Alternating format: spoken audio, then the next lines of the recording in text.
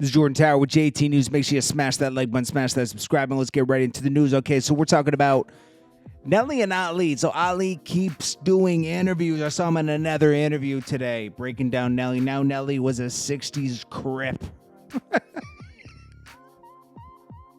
I mean, come on, man. You know, Ali is loving this attention. Let's be honest, okay? Saint Lunatics.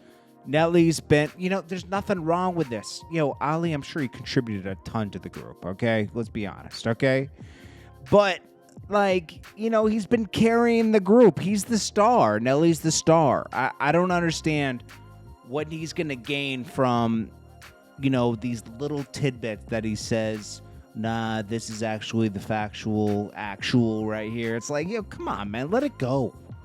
You're ruining your own business with this. I know he does other stuff and he claims he does other stuff, but why throw away an additional $50,000 or something that you can get going on tour with Nelly every once in a while?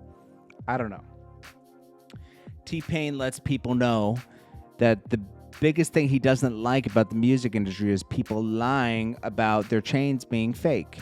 He says it's a known thing that people wear fake chains to concerts and everything because something could happen at the concert. He says, T-Pain shouldn't have said this. He said he must have been drunk or tipsy. He said, I wear my real stuff to Target. Man, people are going to Target you at Target now, man. Come on, man. Now, T-Pain has a lot of real jewelry and makes a lot of real money, and he's very honest. He's probably one of the most favorite artists I've ever worked with because he's a very honest person and he's himself. I've only worked with twice with T-Pain, but he's a lot of fun. He's super cool and just a regular person. He doesn't let the whole music, even at his height, when I was working with him, when we did the Travi video with him, the Every Girl in the World remix, right? That was a lot of fun. We had a lot of fun that day, and he's just a regular guy, man. It was just fun, T-Pain's probably one of the coolest people ever, man. And that's why I'll always defend him, because I feel like he was done. It was just not classy what happened to him. He helped a lot of people, and I can relate to that. He helped a lot of people, and they didn't reach back. That's the worst feeling in the world. That's the worst feeling in the world. Kevin Hart. Now, he suffered a $1.2 million loss as a personal shopper faces grand larceny charges. So, the comedian's personal shopper, Dylan Sire, is accused of taking Kevin Hart's money and spending it on collectible, sorry, I can't even speak, jewelry and luxury items. He rid himself of $60 million. He had a suit against him last year, but this guy that was his personal shopper, I don't know why he needed a personal shopper. I guess he just don't have any time to shop.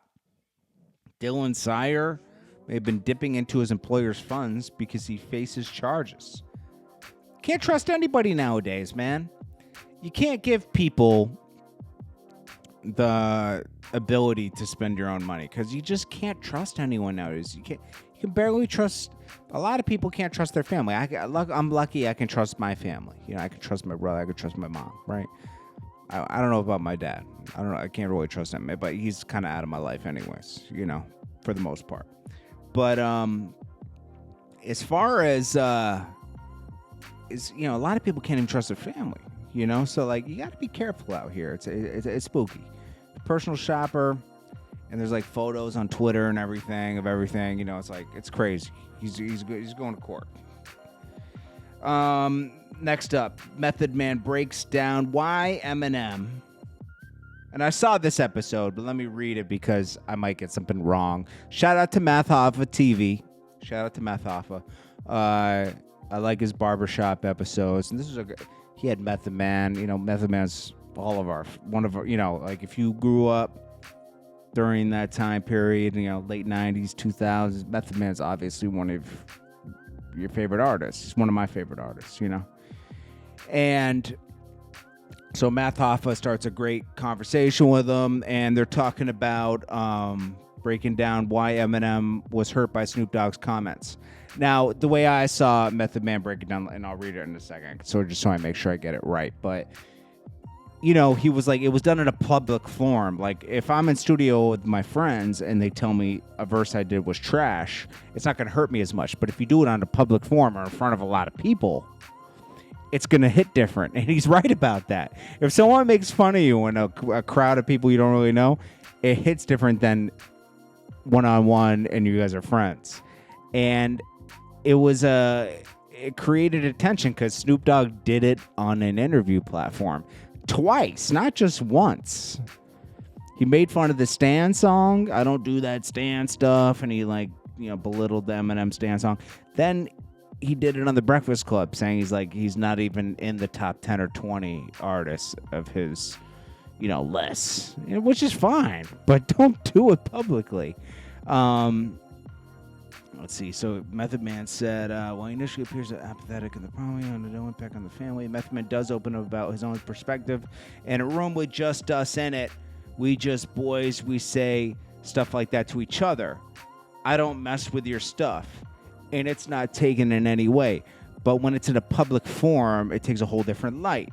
I can sit here and tell my best friend Joey, hey, shut up. But when it's just me and him, but he won't take it no type of way when it's just me and him. But when it's a room full of people, he takes it a whole different way. He's right. He says, I think M should have looked at it as boys being boys, but he doesn't like your music, so he ain't going to mess with you. He said he just doesn't play your stuff. For Eminem, who was revered, he's revered as one of the best artists because of his sales and everything, right? I don't really bump Eminem like that, but I do respect the craft. Okay, you got to. Okay, the wordplay is crazy, but I prefer other artists before Eminem. Biggie's one of my favorites. Tupac comes a little later, honestly, with me. Tupac's lyrics were crazy, but like Biggie's delivery with his lyrics were a little bit crazier to me. I respect Tupac, but I think Notorious B.I.G. aged better to me. Snoop's definitely up there, Method Man, But, go check out the episode for yourself. That's basically the gist of everything. He says they could have worked this out behind the scenes. And they're really family in the end of the day. And there's ramifications for making things public like that. But anyways, check it out for yourself on Math Alpha TV. It's great look. And I will check you guys on the next one. This is Jordan Tower with JT News. Make sure you smash that like button, and I'll check you guys on the next one. Peace.